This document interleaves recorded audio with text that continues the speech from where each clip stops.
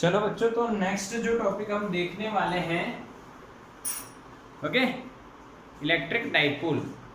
क्या देखने वाले हैं हम लोग? 1.11 में इलेक्ट्रिक डाइपोल।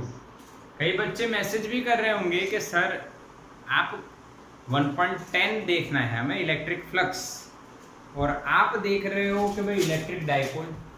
तो इसका रीज़न ये है, इलेक्ट्रिक फ्लक्स जब हम चलाएंगे वो हम गॉस लॉ के पहले चलाएंगे, क्योंकि वो वही सीक्वेंस बेटर रहती है कि भाई गॉस लॉ से पहले आपको फ्लक्स आना चाहिए, डाइपोल से पहले फ्लक्स न आए तो इट इज़ ओके, ठीक है। बाकी वो आपका आगे आने वाला है। तो हम लोग स्टार्ट करते हैं इलेक्ट्रिक फ्लक्स की जगह इलेक्ट्रिक डाइपोल। समझ में आ रहा है? ओके, तो चलो इलेक्ट्रिक डाइपोल है क्या। क्वेश्चन आता है भाई इलेक्ट्रिक डाइपोल है क्या। तो भाई इलेक्ट्रिक का मतलब तो भाई चार्ज से रिलेटेड बात कर रहे हैं सर, और डाइपोल का मतलब ये भी आपको पता है, डाई का मतलब दो होता है और पोल का मतलब पोल ही होता है। जैसे कि साउथ पोल, नॉर्थ पोल, ये आपने सुना है ना, उसी तरह से भाई प्लस और माइनस ये पोल्स माने जाएंगे, ठीक है। चलो तो समझते हैं हम लोग कौन सा टॉपिक, इलेक्ट्रिक डाइपोल।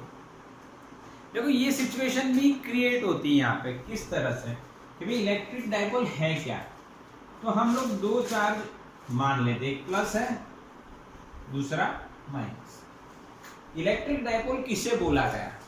तो ये वो एक सिस्टम है दो चार्ज की, ए सिस्टम ऑफ टू चार्जेस, जिसमें दो चार्ज, और उनका जो दो चार्ज की अगर हम बात करें, पॉइंट चार्ज बता रहा हूँ, पॉइंट चार्ज रखे हैं। पॉइंट चार्ज में यहाँ पे प्लस क्यू है और यहाँ पे माइनस। तो एक सिस्टम है जिसमें दो चार्ज हैं, दोनों के मैग्नीट्यूड इक्वल है, of equal magnitude but opposite polarity. एक प्लस है दूसरा माइनस है, सेपरेटेड बाय, यानी उनके बीच में कुछ दूरी है, separated by a finite distance, not infinite, a finite distance is called electric dipole। समझ में आया? हाँ कि ना? ये system of two charges which are equal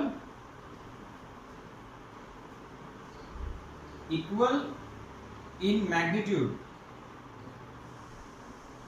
but opposite in polarity। Two charges यानी point charges, system of two point charges which are separated or which are equal in magnitude but opposite in polarity, separated by a finite distance is called electric dipole। समझ में आया?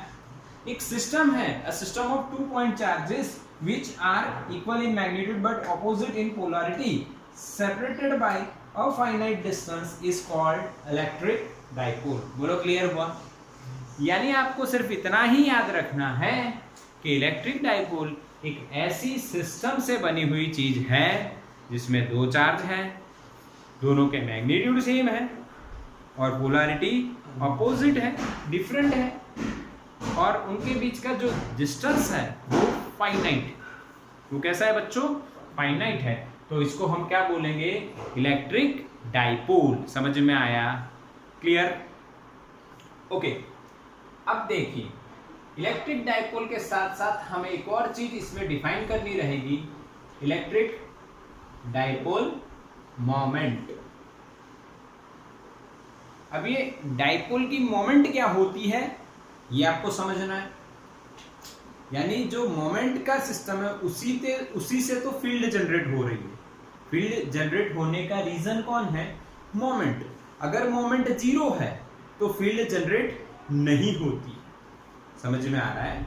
अगर moment zero होती है, नहीं हो रही है मोमेंट, तो फील्ड जनरेट नहीं होती है।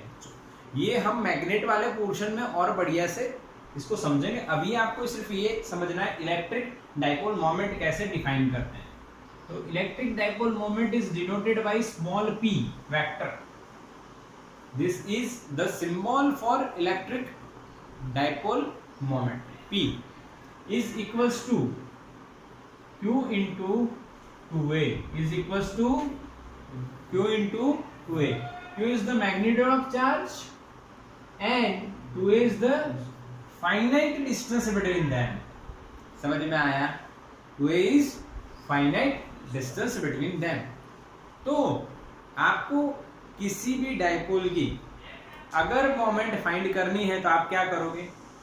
दो में से एक चार्ज, दोनों सेम है चार्ज का मैग्नीट्यूड, इनटू उनके बीच का फाइनाइट डिस्टेंस। एक और डाइपोल मैं बताता हूं, प्लस क्यू माइनस क्यू, इनके बीच की दूरी कितनी है भाई? डी है, डी है, हाँ डी है। तो इसका मोमेंट कितना आएगा भाई बताओ? Q into vector D. समझ में आया? Q into vector D, Q into vector D. Clear? Clear बिल्कुल? यस। तो ऐसा नहीं कि हर बार डिस्टेंस 2a रहेगा, बट आपको ऐसा भी क्वेश्चन होगा सर 2a क्यों लिया, तो d क्यों ना लेते? 2a क्यों लिया? d ले लो सिंपल, या a ले लेते।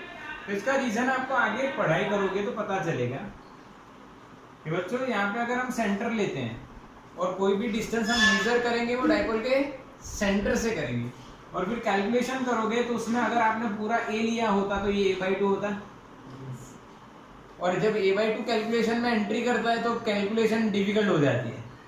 इसीलिए इसको a बनाने के लिए उसके बीच का डिस्टेंस क्या ले लिया गया है? 2a। बोलो समझ में आया? ओके। इलेक्ट्रिक डाइपोल मोमेंट का इक्वेशन क्या लिखोगे बच्चों? P is equals to Q into 2a, Q into 2a। बोलो क्लियर हुआ? अब देखो इसका यूनिट भी देख लेते हैं। यूनिट भी कैसा देखेंगे? मतलब पहले देखेंगे SI भैया। कौन सा देखेंगे? SI। बताइए SI यूनिट क्या होगा? तो चार्ज का हो जाएगा कूलम, और डिस्टेंस का हो जाएगा मीटर। तो क्या आएगा? सेंटीमीटर नहीं, कूलम इंटू मीटर। क्योंकि कई बच्चे ये गलतियां कर देते हैं कि इसको सी को सेंटी लिख लेते हैं, कैपिटल सी लिखना है और कूलम इंटू मीटर ही याद रखना है। तो यहाँ पे आपके पास कूलम इंटू मीटर रहेगा, बिल्कुल इजी। अच्छा, तो अब देखना है, अब आपको समझना है, अब आपको समझना है बच्चों कि भाई कूलम इंटू मीटर की जगह अगर सीजीएस कर देते तो क्या होता? सीजीएस कर देते तो स्ट्रेट कूलम इंटू सेंटीमीटर होता। क्या होता? यहाँ पे straight coulomb into centimetre. Coulomb का स्ट्रेट कूलम और मीटर का सेंटीमीटर, खत्म। और इसको एक और नाम से बुलाया गया है डी बाय। कौन सा? डी बाय। क्या बोला जाता है बच्चों? डी बाय। यानी आपको जब इलेक्ट्रिक डाइपोल मोमेंट दी होगी तो कई बार ये भी यूनिट देखने को मिल सकता है, डी बाय। ओके। इसका रिलेशन निकालने के लिए अगर आपको बोला जाए तो आप निकाल सकते हो। मैं अगर आपको ऐसे लिख के दूं, एक कूलम इंटू मीटर, कितना कूलम इंटू सेंटीमीटर, या डी बाई। आप सॉल्यूशन क्या करोगे? 1 coulomb into metre is equal to coulomb का straight coulomb 3 into 10⁹ straight coulomb, और मीटर का 10⁻² सेंटीमीटर। तो आप आंसर दोगे 3 इंटू 10⁻11 स्ट्रेट कूलम, सॉरी यहाँ पे आएगा स्ट्रेट कूलम इंटू सेंटीमीटर और डी बाई। क्या क्लियर हुआ? कोई डाउट इसमें? नहीं? समझ में आया ना? यूनिट हो गया। अब इसकी डायरेक्शन, क्योंकि ये वेक्टर क्वांटिटी है, ये तो हमें यहीं से पता चल रहा है, वेक्टर क्वांटिटी की डायरेक्शन होती है, यहां पे डायरेक्शन है नेगेटिव टू पॉजिटिव चार्ज। ये आपको समझना है कि जो डाइपोल मोमेंट होगी, यहां पे जो डाइपोल मोमेंट होगी बच्चों, उसकी डायरेक्शन किधर होगी, negative to positive, negative to positive. एक और बात छोटी सी ध्यान पे रखिए आप कि इलेक्ट्रिक फील्ड लाइन किधर होगी, इलेक्ट्रिक फील्ड किधर होगी, प्लस से माइनस, और मोमेंट किधर है, माइनस से प्लस।